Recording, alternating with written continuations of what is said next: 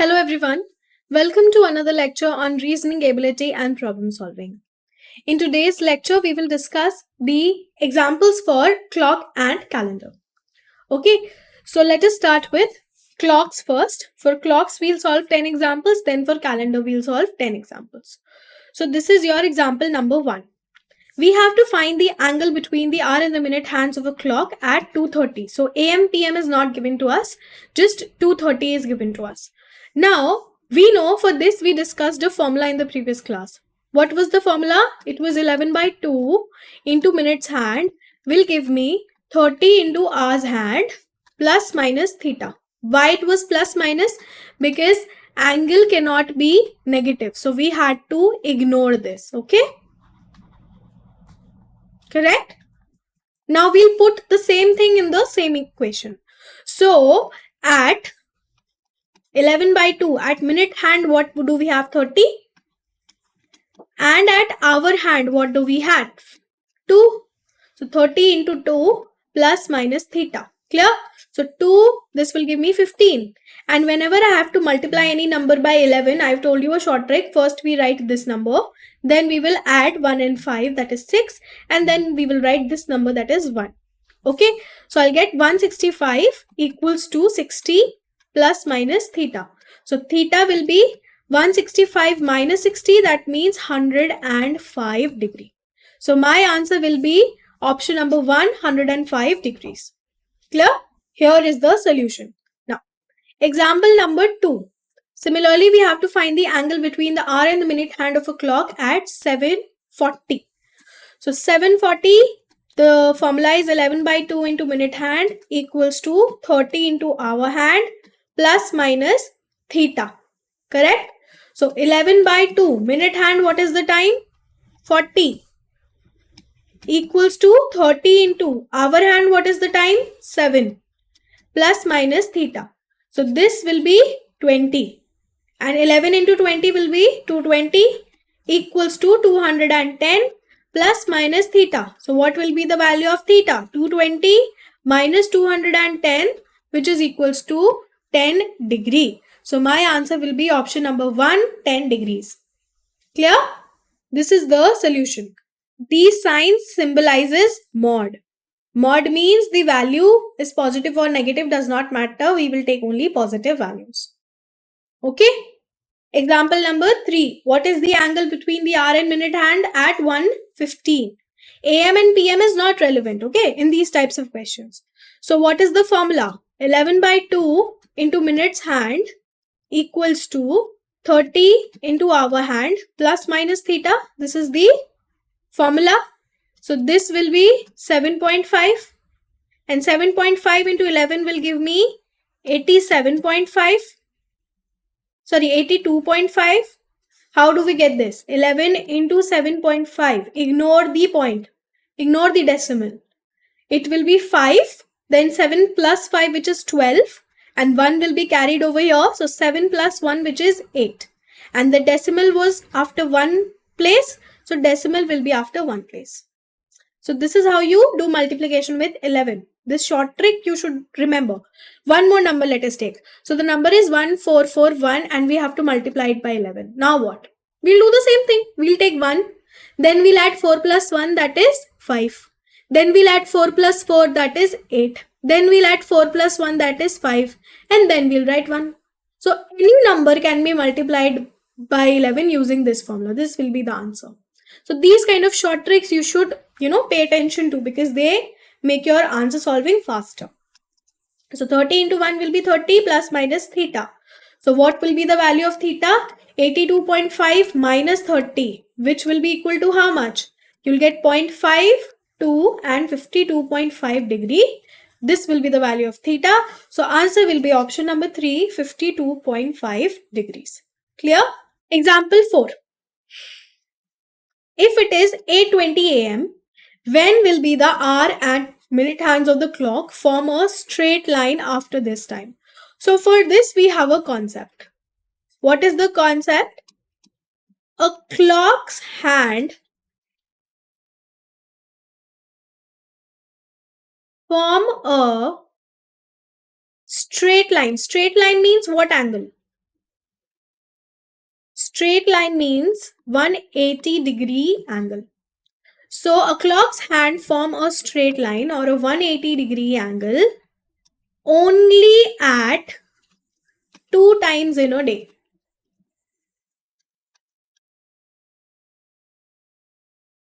That is at 6 a.m. and 6 p.m. This is the concept. This concept you should remember always. Only 2 times are there when a perfect 180-degree angle will be formed. You would say, ma'am, but at 9:45, so let us say if this is the clock, right? This is 3 and this is 9. At 3:45 or at 9:15 also we will get a straight angle? No. Because if it is 3, okay, this is my hour hand, if it is 3 and if this is at 45, it will not be exactly at 3. If this is 3 and this is 4, my hour hand will be somewhere over here. My hour hand will not be exactly at 3. It would move a little. Correct? So even if you take like 3:45 and you use the formula, this is the formula. Try doing it at home. If you use this formula, you will not get the answer. You will not get theta as 180-degree. So only 2 times are there, that is 6 a.m. and 6 p.m. when we form a straight line. So after 8:20 a.m. can we get 6 a.m.? No. After 8:20 a.m. the next time will be 6 p.m. How do we move? We move from midnight to noon and then to midnight. This completes one day, correct? We discussed this. I have divided my day into 2 parts. One is 12 a.m. to 12 p.m. and one is 12 p.m. to, I can say 11:59 a.m. p.m. because as soon as we get 12, other day starts. Correct? So this is how my day progresses. So the time after 8:20 a.m. will be 6 p.m. which is option number 2. So option number 2 will be your correct answer to this question. Now, if a movie begins at 7 p.m. and ends at 9:30 p.m., what is the duration of the movie in hours and minutes? So this is the earlier time and this is the later time. What do? We subtract the earlier time from the later time. So later time is 9:30. Earlier time is 7. We'll simply subtract it. We'll get 3 and this. 2:30 means what? 2:30 means 2 hours and 30 minutes. So this is given in option number 2. Option number 2 will be the correct answer. Now, interesting question. Example 6. A flight departs at 6:45 a.m. from New York and it arrives at 2:15 p.m. in Los Angeles. We have to find the duration of the flight. But there is a catch. LA is 3 hours behind New York. So there is a time difference involved. Time difference between countries. Correct? This is how it happens. You have time difference between certain countries, certain cities. So we have to find out the duration of the flight. So ideally, if I look at this, if I subtract, let's say from 6:45 to 2:15, how much time has passed? From 6:45 to 7:45, 1 hour, correct? 7:45 to 8:45, 1 more hour. 8:45 to 9:45, how much? 1 more hour. This is AM, correct? We have to go till PM. So then 10:45, 1 hour. Then 11:45, 1 hour. Then what will be the time? 12:45 PM. This was 11:45 AM. Between this we'll get 12 PM, correct? So this will be 1 hour again. Then again from, I'm continuing like this, from 12:45 to 1:45 PM. It will be 1 hour, correct?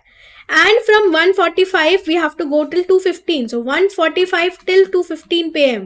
15 minutes over here, 15 minutes over here, it will be 30 minutes. So if I sum this, 1, 2, 3, 4, 5, 6, 7 and 30 minutes. So 7 and 30 minutes is the duration of the time of the flight. But there is a time difference. So if my flight flew from New York to New York within the same city, okay, from New York to New York, then what will be the time? LA is 3 hours behind New York. That means if LA's time is 2:15 p.m., what would be the time in New York? It would be 3 hours we will add, that is 5:15 p.m. The time in New York will be 5:15 p.m. because LA is 3 hours behind. You understand what I'm saying? Because of the time difference, if the flight flew from New York to New York, the time of the flight will be 5:15 p.m. So over here, we calculated for 2:15 p.m. Now we have to add these 3 hours. So if I add 3 hours over here, I'll get 10:30. So in total, the duration of the flight was 10 hours and 30 minutes, which is option number 4. So option number 4 will be your correct answer to this question. Clear? Example 7. A cooking competition starts at 3:45 p.m. and concludes at 7:20 p.m. We have to find the duration of the competition. So simply we'll subtract the later time or earlier time from the later time. So over here, this cannot be subtracted. You'll get 20 and 45. This will become 6. This will become 11 and this will become 10. So I'll get 5, I'll get 7 and I'll get 3. 375 means 75 means 60 minutes plus 15 minutes. 60 minutes means 1 hour. So it will be 4 hours and 15 minutes. Do we have an option of 4 hours and 15 minutes? No. So that means because this is 20 and this is 45, our calculation has not been correct. So we'll do the other method. The other method was simply going by the hours. So 3:45 to 4:45, if you see, we have 1 hour. 4:45 to 5:45, you have 1 hour. And 5:45 to 6:45, we have 1 hour. Then from 6:45, we only go to 7:20. So 6:45 to 7 will be 15 minutes, correct? And 7 to 7:20 will be 20 minutes. So if I sum this, 1, 2, 3 hours and how many minutes? 15 plus 20, 35 minutes. So because the time difference was as such, let's say the time was 7:55. If the time was 7:55 p.m., that means how many minutes have we increased? 7:55 means we have increased 25 minutes or 35 minutes, correct? Let's say it is 45. That means we have increased 25 minutes. Or let's say it is, let's say it is 45. That means or it is 50. 30 minutes increased. Okay. So let's say the cooking competition concludes at 7:50. That is 30 minutes later. So this will be 7:50 and this will be 3:45. So now it is easier. This will be 5 and this will be 4. So we'll get 4 hours 5 minutes. How? Now if I see, if this time was 7:50, that means 50 minutes were taken over here. If 50 minutes were taken over here and we started at 3:45. So over here we have 65 minutes, correct? 65 minutes, 15 minutes plus 50 minutes is 65 minutes. 65 minutes means what? 1 hour plus 5 minutes. So how many hours would have been there? 1, 2, 3, 4 and 4 hours and 5 minutes. Correct? If the time was 7:50, using this method also and using this method also, the time would be different. But if the time is 7:20, then this method gave us the wrong answer. So remember, whenever you solve such questions using this method, this value, the minute in the later value, should be more than this value. Clear? Otherwise, you'll get a wrong answer. So my suggestion would be try solving questions with this method, because this method works for both when this is smaller or this is larger. Okay? Clear? So the answer was 3 hours 35 minutes. That is option number 1. Example 8. If a meeting starts at 3 p.m. ends at 4:30 p.m., simply I can see there's a jump of 130 hours 130 hours means 60 plus 30 minutes. That means 90 minutes. So our answer will be option number 3, 90 minutes. Easy. Example 9. At what time do the hour and minute hands of a clock make 80-degree angle? So there would be many times during the day where they would form a 80-degree angle. So we have to work through the options. So what was the formula? 11 by 2 into minute hand is equal to 30 into hour hand plus minus theta. Correct? So 11 by 2 into minute hand is how much? For the first option, it is 0. Okay. And this is 30 into 1. So 11 by 2 into 0 will give me 0. This will give me 30. So no, 80-degree will not be possible from first option. Then let us take second option. Second option, 11 by 2 into minute hand 20. 30 into hour hand 1 plus minus theta. So this will be how much? This will be 10. This will be 110 equals to 30 plus minus theta. So theta will be 110 minus 30, which is equals to 80. So option number 2 gives me 80-degree answer. So option number 2 will be the correct answer. Now, example 10. Clock shows 5:30. When will be the hour and minute hands form 180-degree angle next? So this we already discussed. There is a concept that it will be at 6 a.m.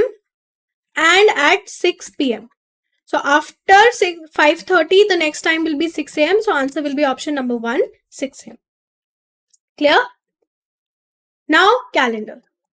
So example number 11. Which of the following years is a century year? This we already discussed in the previous class, that century year means year that is divisible by 100 and century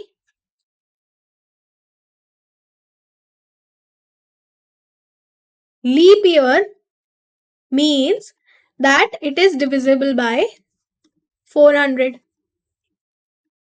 So over here, the years that are divisible by 100 are 1500, 1900 and 1800. Therefore, all of them are century years. So option 4 will be the correct answer. Now, how many odd days are there in 100 days? So odd days, we know that we simply divide this by 7. So 7, 1 will be given 7. 3 will be remainder, 30 will come down. Then we'll get 7 4s are 28. So 2 will be the remainder. And our remainder is equal to the number of odd days. So option number 3 will be the correct answer. Now, when is the next leap year after the year 2000? So we know that a normal year has 365 days and a leap year has 366 days. How do we know a leap year? It is divisible by 4. And when does a leap year occur? It comes after every 4 years. Correct? So over here in this question, is 2000 a leap year? Is it divisible by 4? Yes. So if I divide 2000 by 4, this will be 5 and 0, 0. So 2000 is divisible by 4. So the next leap year will come after 4 years. So the next leap year will be 2004. That is option number 1. So option number 1 will be your correct answer. Now, example 14. If today is Monday, what day of the week will it be after 25 days? So this also we discussed in previous class. So basically what we have to do is we have to divide 25 by 7. 7 if we divide, we'll get 3 times 21. So I'll get 4 odd days. And next what we have to do is we have to add these odd days in this Monday. So Monday plus 4 odd days will give me what? It will give me Friday.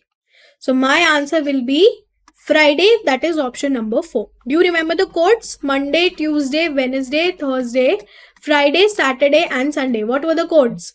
1, 2, 3, 4, 5, 6 and 7 or 0. So Monday's code is 1 plus 4 gives me 5 and 5 is code for Friday. Clear? Example 15. How many days are there in a leap year? Very easy question. We already noticed that how many days are there in a leap year? 366 days. 366 days. So this you should remember. This is a normal year and this is a leap year. So in a normal year, the number of days are 365 and 366. the number of weeks are the same. We'll have 52 weeks here and 52 weeks here. But the number of odd days change. So in this, we'll have 1 odd day, and in this, we have 2 odd days. Okay, so this much information you should remember. Example 16. How many odd days there are in 300? So to find the odd days, we simply divide it by 7. So 7 4 times will give me 28. I'll get 2, then I'll take 0 over here. 7 2 times will give me 14. So I'll get 6. 6 will be the remainder. That means 6 odd days will be there. So option number 4 will be your correct answer to this question. Okay. Example number 17. If today is Wednesday, what day of the week will it be 100 days from now? So again, same method we'll do. We'll simply divide 100 by 7. So if I divide 100 by 7, I'll get 7 1 times 7, 3, 0 will be here, 4 times 28. So I'll get 2 as the remainder. That means I'll get 2 odd days. Correct? So I'll add this into Wednesday. The code for Wednesday is 3. And if I add 2, that means I'll get code as 5. And 5 is for Friday. So the day of the week after 100 days would be Friday, which is option number 3. Clear? How we solved this question? Now, here is the solution. You can look at the solution. Example 18. What day of the week was in 24th October 2011? So whenever you get a question like this, I told you there are 2 years, 2 centuries. Basically 1900 to 1999, and the other century is 2000 to 2099. This century falls in this year, correct? So we'll have a separate method of subtracting by 1900. This is the additional method, additional step. So here we'll start with taking the codes. Now if you remember the codes for the month. For the month, the code was January, February, March, April, May, June, July, August, September, October, November and December. So the codes are 033, 614, 625 and 035. These are the codes for the months. So the formula is, if you remember, we discussed this in the previous class, date plus month code plus year code plus leap year code. How do we find the leap year code? By dividing it by 4. And then we divide everything by 7. Okay. So day we know is 24. Month code, October. October's code is 0. Correct? Year code will be 2011 and we'll subtract 1900 from it. So I'll get 111. 111. And leap year code will be this divided by 4. So if I divide 111 by 4, 4 2 times will give me 8. 3, 1. Correct? 4 7 times will give me 28. 3 will be the remainder. So 27 will be the leap year code. Correct? And I'll add everything and divide by 7. So if I add 24, 0 let us leave, 111 and 27, it will be how much? 8 plus 4, 12. 2 plus 2, 4 plus 1, 5 and 6, 162. So I have to divide 162 by 7. And if I divide 162 by 7, 7 2 times 14, 2 and 2, 7 3 times 21. So I'll get 1 as the remainder. So if 1 is the remainder, what is the code for Monday? Monday's code is 1. So the day on 24th October 2011 will be option number 2, Monday. Clear? This we discussed in the previous class, the entire method. So this should be clear to you by now. And we'll solve some more questions on this method. So it will become more clear. Okay. So basically we take the code for the date, then the month, then the year, then the leap year. Leap year we divided by 4. And then we divide everything by 7 and the remainder gives us the code for the day of the week. Clear? Now, example 19. If 31 December 2003 was Wednesday, then what was the day of the week on 7 March 2005? Okay. These type of questions are comparatively a little tricky because over here we cannot simply find the date for 7th March because it is dependent on this date as well. So over here there is a very simple concept. If we are moving from a year to a year, we have an increment of 1 day. And if we are moving from a leap year to a year, we have an increment of 2 days. This is the simple method. So if, let's say, 1st Jan 2017 was not a leap year, we are going to 1 Jan 2018, and if this was Monday, this will be Tuesday. Okay, and if we are going from 1 Jan 2020, 2000, let's say, from 1 Jan 2001, so 2000 was a leap year, so if this was Monday, this will be Wednesday. Just this much is the extra information that is required to solve questions like these. Okay, so let us quickly see. From 31st December 2003, okay, if I go to 1 January 2004, so if 31st December was Wednesday, I can say 1 January 2004 will be what? It will be Thursday. Correct? 1 January 2004 is a leap year. So if I go to 1 January 2005, we'll go by 2 additional days because this is a leap year. So 2 additional days means it will be Saturday. 1 January 2005 is Saturday. Correct? Now, from January, we are going to March 2005. So to go to March, how many days are included? 30 days in January. Then in 2005, it was not a leap year. So in February, 28 days, and in March, 7 days. So this is how much? This is 15, 3, 2, 5 and 6. 65 days we are going ahead. So simply for 65 days, if I divide it by 7, I'll get 6 9s are 7 9s are 63. So 2 will be the odd days. So simply from Saturday, if I have to add 2 odd days, I'll get Sunday and then Monday. So my answer will be option number 4, Monday. Clear? So just an additional step of going from a year to year. So simply if we are going from a normal year to normal year, 1 day is increased. And if we are going from a leap year to a normal year, then 2 days are increased. Simple concept. Just that additional concept was used in this question. Okay. Example number 20. What would be the day of the week on 15th June 2012? Very simply we'll do.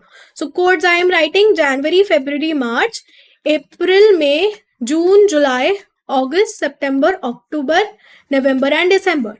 0, 3, 3, 6, 1, 4, 6, 2, 5 and 0, 3, 5. This you should remember. So date plus code of month 4 plus 212 minus 1900. So this will give me 112 plus leap year. 112 divided by 4. 4, 2 will give me 8. I'll get 3 and I'll get 2. 4 8s are 32. So 28 leap years. And I'll add everything divided by 7. So if I add everything, 15 plus 4 is 19, 112 and 28. So this is 10 plus 9, 19, 2, 3, 4, 5, 159. So 159 divided by 7. So simply I have to find the remainder. So 7 2 times will give me 14. 1 will be here, 9 will be here. 7 2 times will give me 14 again. So 5 would be the remainder. And 5 is the code for Friday. So my answer will be option number 4, Friday.